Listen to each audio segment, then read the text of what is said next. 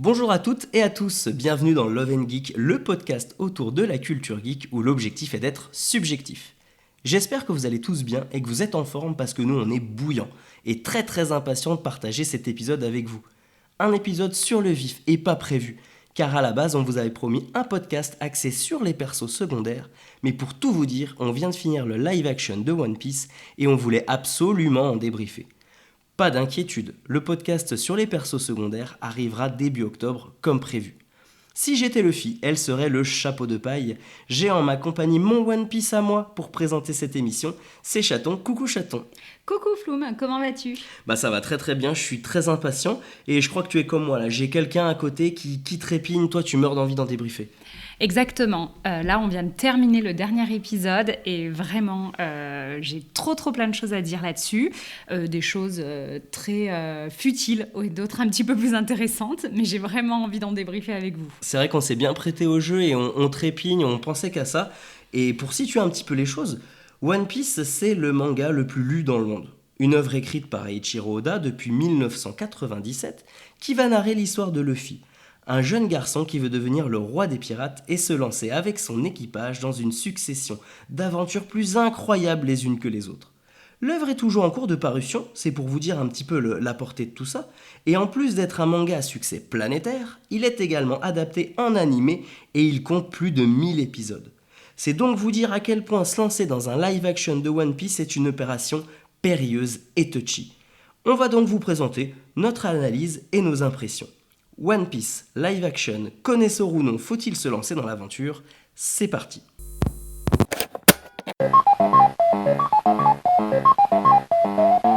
Alors demain, quoi qu'on fasse, surtout je t'en supplie, essaie d'avoir plus de mots de vocabulaire. Faut que ce soit green, ok ?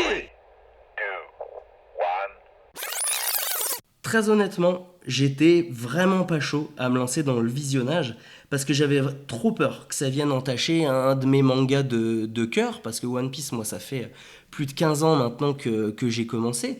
Et il faut savoir que le live action, c'est vraiment un genre à part entière.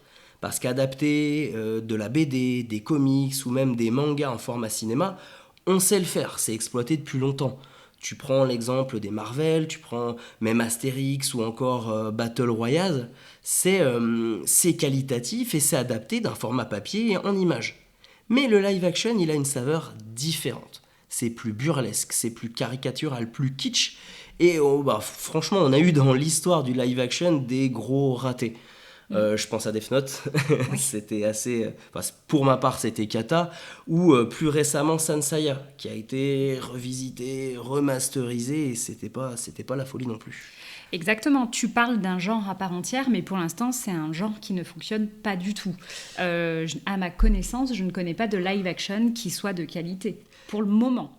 Ouais, pour le moment, alors après, je pense qu'il y a toujours un petit peu de fanservice et il y en a qui vont s'en contenter, mais la promesse est tellement importante qu'on a, je trouve, moi, tendance à en attendre beaucoup.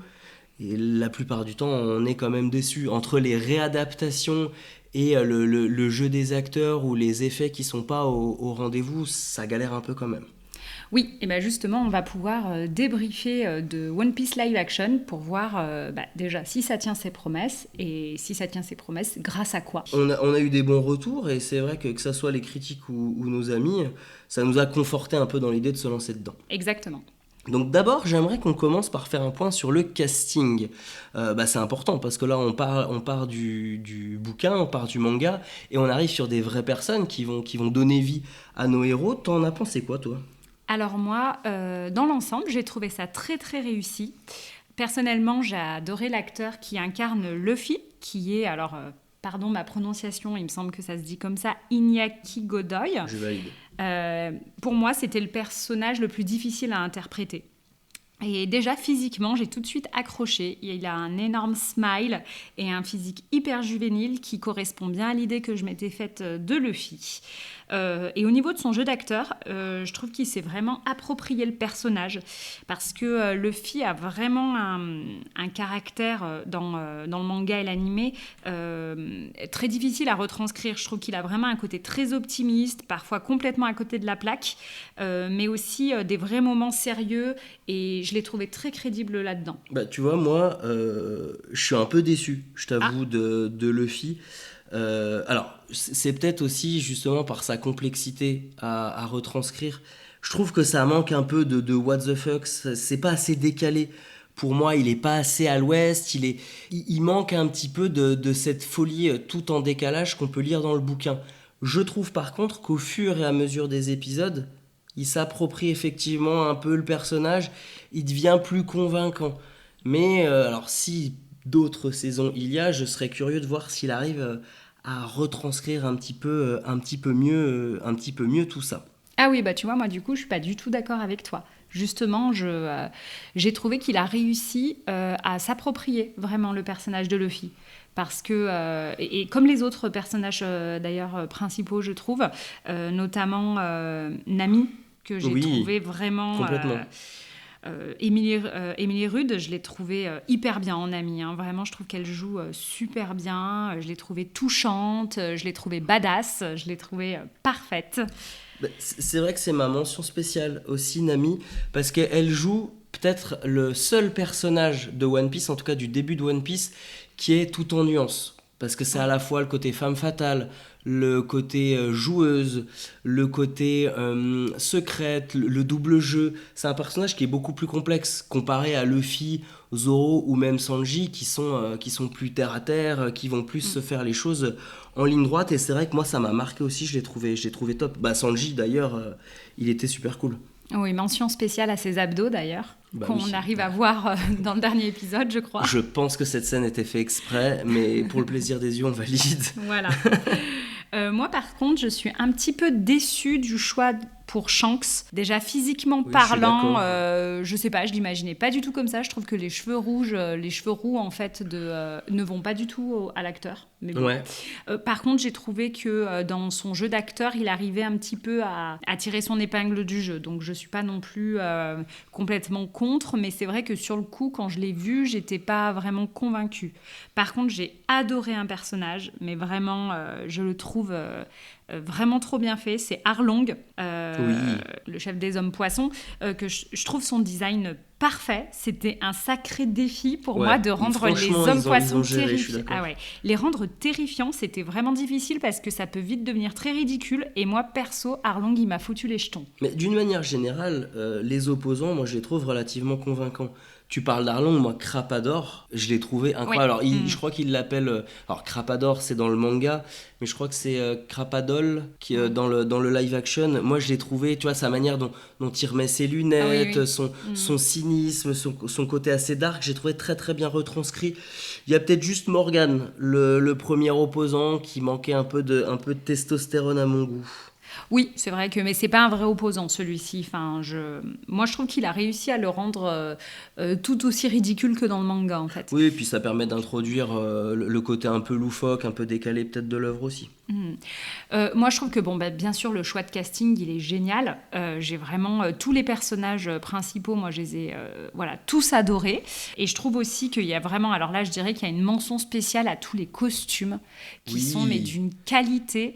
Enfin, je sais pas toi, mais puis d'une fidélité aussi. Ouais, voilà, justement, j'ai trouvé que c'était fidèle. J'avais l'impression de revoir l'animé, mais vraiment sur certaines scènes avec le cadrage. Bien sûr. Vraiment. Il y a aucun doute en fait quand tu vois l'acteur arriver, tu sais qui c'est. Oui. Il est bien choisi, il est bien costumé, il arrive au moment où on l'attend. Moi, le vrai point négatif, il se porte sur deux personnages. Et c'est vraiment dommage, c'est sur Garp et sur Shanks. Pour différentes raisons. Shanks, je trouve qu'il manque un peu de charisme. Alors que pour ceux qui connaissent pas One Piece, c'est un des personnages les plus puissants, les plus charismatiques de l'œuvre et les plus importants. Et ça manque un petit peu de badassitude. Et surtout pour Garp.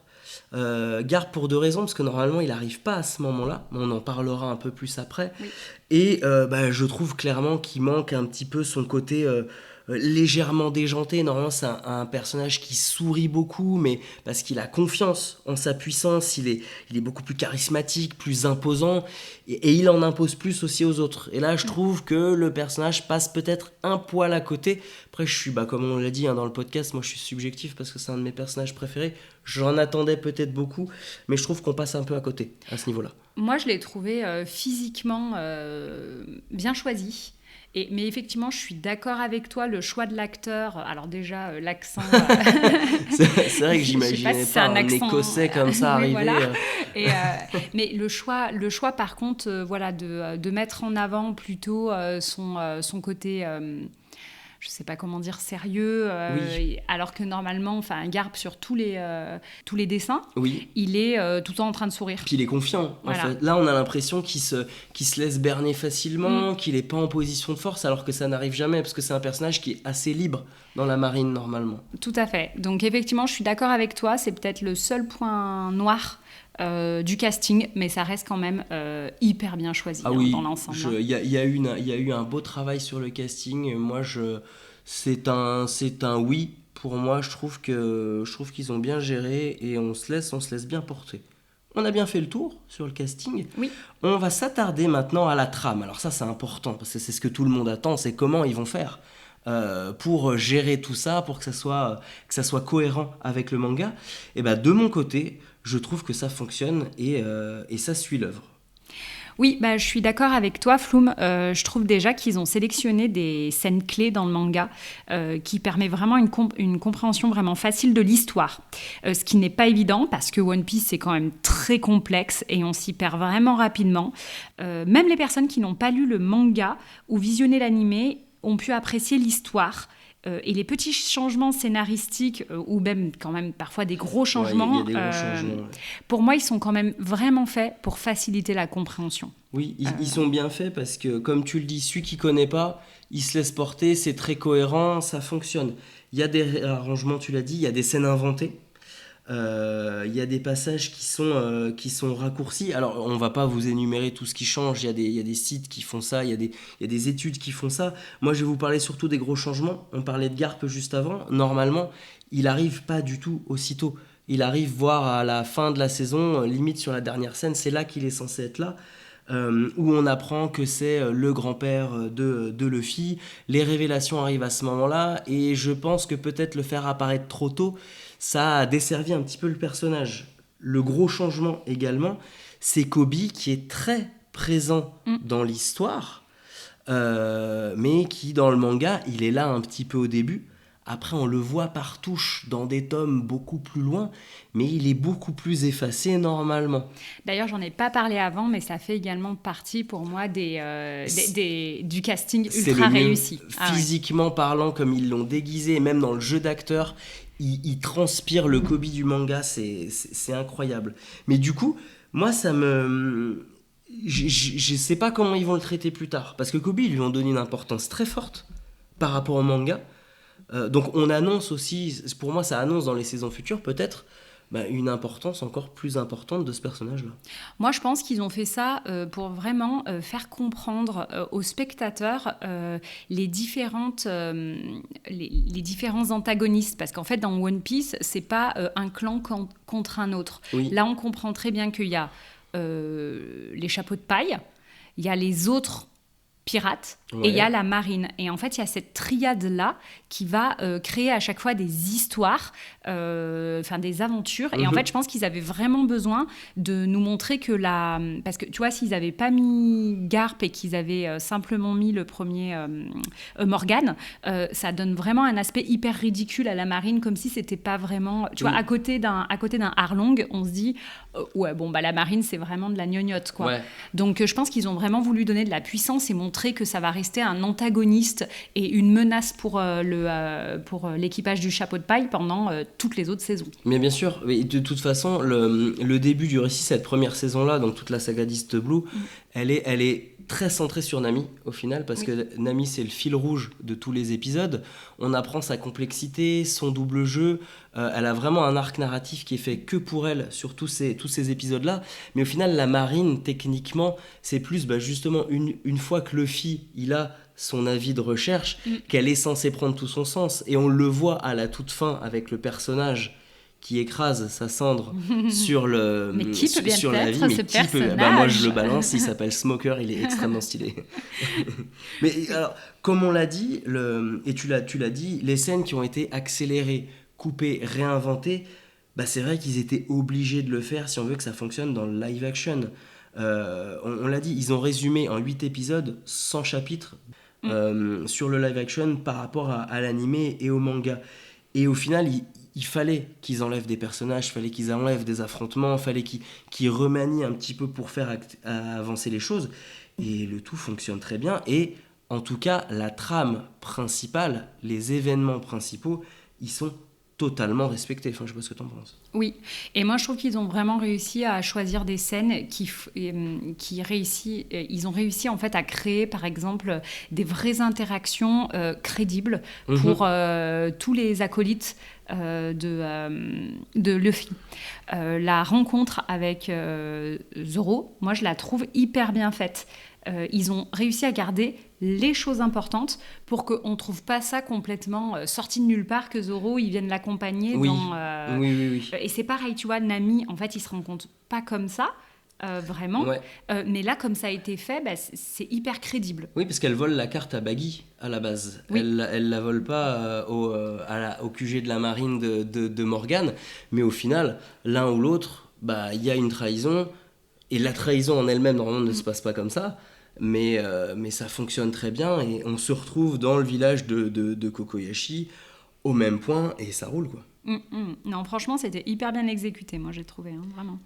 Ça permet justement de rebondir au final sur un autre point qui est clé, c'est le respect de l'œuvre. Là, on va pas parler de trame, on va pas parler de l'histoire, on va parler de ce que c'est One Piece, de ce que ça représente et c'est le point le plus touchy. On prend un monument du manga, le manga le plus populaire de l'histoire du manga, même si moi dans mon petit cœur j'ai Dragon Ball, mais il faut se rendre à l'évidence, Luffy et One Piece ont encore une portée un peu plus grande. Et pour moi c'est un grand oui en fait, et c'est le point fort de ce live action, c'est que c'est qu'on sent un profond respect en fait. De l'œuvre, de cette envie d'être fidèle, d'être précis jusqu'au décor, jusqu'au costume, jusque dans certaines scènes. C'est incroyablement fidèle et c'était un plaisir à regarder, quoi. Pour moi, l'œuvre, elle est vraiment respectée. L'univers, il est hyper bien représenté, que ce soit les navires, les lieux comme le Bharati, Arlong Park. C'est vraiment hyper fidèle. Ouais. Le Vogue Mary, mais il est parfait, je trouve, avec les petits mandariniers juste après. Enfin, vraiment, j'ai adoré. Rien n'a été laissé au hasard, le moindre détail, parce que toutes ces personnes qui sont fans du manga, et fans du manga en général, pas que de One Piece, c'est une communauté qui est experte, qui est très exigeante, qui est très attachée à tous ces petits détails-là. Et je trouve qu'on l'a vraiment, vraiment ressenti. Il y a un côté fan service à fond. Sur certains plans séquences du live action, tu ouvres le manga, c'est la même image. Exactement, même posture, même décor, même costume, même protagoniste. Et également, oui, aussi avec la musique. Oui. L'opening de... les frissons. L'opening, en fait, de l'animé, le premier opening, qui est vraiment, pour moi, la musique qui représente One Piece, qu'on discerne, mais vraiment, en plus, c'est léger dans le live-action, dans des moments hyper, en plus... émotionnel, enfin j'adore, et là moi ça c'est très fan service et ça j'adore d'ailleurs. Oui. Moi vraiment ce qui me fait dire que c'est une réussite, c'est que quand j'ai terminé le live action, vraiment je me suis dit que les personnes qui ont créé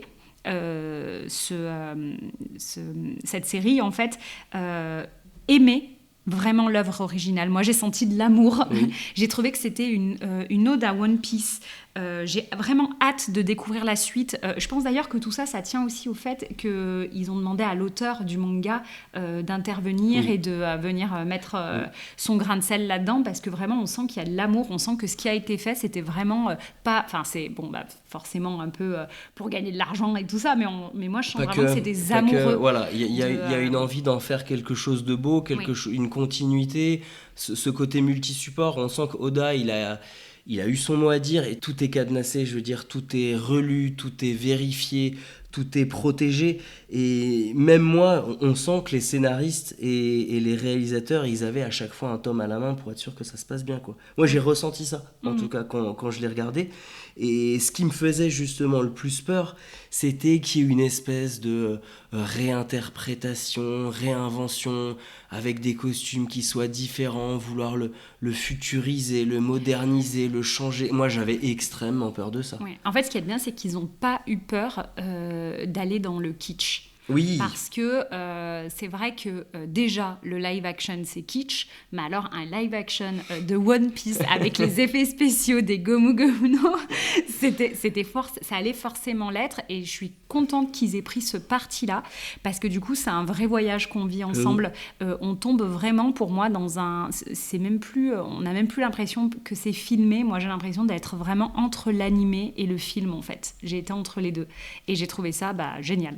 Tu vois, je pense que One Piece, clairement, là, ce qu'ils ont fait avec le live action, c'est qu'ils ont tiré les leçons aussi de tous les prédécesseurs, ce qui avait été raté, ce qui avait été critiqué, ce qui avait été mis à l'écart, etc.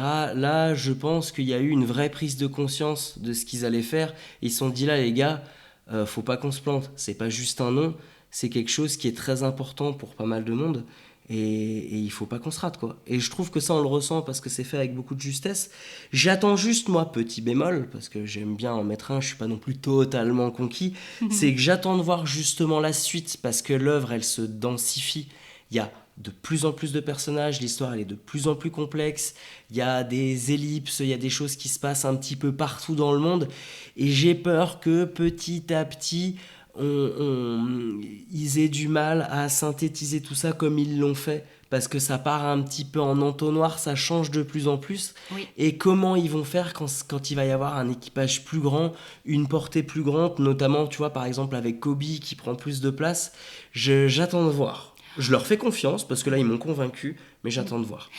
Surtout que dans la saison 2, normalement, il y a le personnage de Chopper qui devrait apparaître. Je me demande bien comment ils vont réussir à le faire. Pareil, on attend les effets spéciaux tournants. Est-ce que ça va être bien comme les hommes poissons, ou est-ce que ça va être moins bien? J'espère que ça sera comme les hommes poissons. Surtout qu'ils se transforment, donc tu peux pas faire un seul design. Il a la capacité d'avoir plusieurs formes, donc ça va être un petit tour de force dans la réa. Mais écoute, moi j'ai envie de leur faire confiance parce que là ils nous ont convaincus. Je suis tout à fait d'accord avec toi. On arrive à la fin de notre podcast. Alors je vais conclure par dire qu'il m'a fallu quand même, en toute honnêteté, un épisode entier pour rentrer dedans. Au niveau des effets spéciaux, au niveau du jeu d'acteur, il m'a fallu accepter que certaines choses sont impossibles en live action. Donc voilà, faut garder quand même un petit peu l'esprit ouvert, qu'on connaisse l'œuvre ou pas. Je pense qu'il faut ouvrir un petit peu ses chakras, se laisser porter, pas trop réfléchir. Et en fait, je me suis pris au jeu petit à petit. Et même si certaines choses diffèrent, j'ai compris que c'était fait justement pour que tout le reste soit cohérent et fidèle. Donc pour ma part, qu'on soit expert, qu'on l'ait lu en diagonale ou qu'on ne connaisse même pas le manga, c'est un grand oui. Et je pense que justement, si ça plaît pas, ça vient pas de la qualité de l'adaptation, ça vient pas de la réalisation, du jeu des acteurs ou tout ce qu'on veut, mais tout simplement, c'est que le format de live action, il ne plaira de toute façon pas à la personne qui n'a pas adhéré. Et en tout cas, moi, franchement, j'ai passé un très très bon moment. Et du coup, toi, qu'est-ce que tu pourrais me dire ? Eh bien, pour moi, le pari, il est réussi. Finalement, ça peut exister un live action de qualité. Je pense que ça va également ouvrir le champ des possibles en termes de divertissement, parce que comme tu disais, c'était un genre à part entière, mais c'était un genre qui n'avait pas le vent en poupe. Et là, je pense qu'avec ce qui vient de se passer, on va avoir beaucoup plus de mangas adaptés. One Piece, c'est avant tout pour moi un long voyage. Et moi, personnellement, j'ai voyagé dans cet univers sans problème. Je vous invite à venir voyager dedans. Ça commence tout doucement et puis vous allez pouvoir être porté dans les méandres de l'univers d'Oda. Et vraiment, je pense qu'il faut simplement accepter de se laisser guider quand on lâche le côté un petit peu constructif, on va dire, et qu'on se laisse simplement guider. C'est que du plaisir. En tout cas, moi, voilà, faut pas avoir peur du kitsch, faut pas avoir peur d'effets spéciaux un peu compliqués à réaliser. Vraiment, le monde, l'univers et surtout l'histoire quand même, parce que l'histoire de One Piece, c'est incroyable. Bah, là, vous n'allez pas être déçus. Et moi, s'ils refont une saison comme celle qu'ils ont fait, je suis prête à en regarder une dizaine comme ça. Mais je crois qu'ils en ont prévu. Ils ont dit idéalement, il en faudrait 12. Ah ouais, et bah écoute, moi, si elles sont toutes de qualité comme ça, moi aussi après, je signe. Les acteurs ont 60 ans, mais... Ouais, et ben non, mais c'est bien parce qu'ils ont vraiment choisi pour le personnage principal un personnage hyper juvénile, donc je pense qu'il vieillira pas lui. Mais d'ailleurs, ça ouvre aussi le champ des possibles sur, comme tu le disais, des live action potentiels de plein de choses. Il y aura toujours Makenyu parce que lui il les fait tous. Oui, voilà. Il est toujours là. Mais bon, donc c'est le premier continue comme ça, c'est très bien. C'est le premier sur lequel il est vraiment, je pense, reconnu à sa juste valeur. C'est vrai, ça c'est tout à fait vrai. En tout cas, voilà, vous savez tout et j'espère que vous avez apprécié cette analyse. N'hésitez pas à nous faire part de vos remarques sur les réseaux sociaux. Et si vous avez passé un bon moment, je vous laisse liker ce podcast, ça nous fera trop plaisir. On se retrouve dans peu de temps pour le fameux podcast sur les personnages secondaires qui volent la vedette. Promis, cette fois ça sera la bonne. À très bientôt, bye bye. Bye bye.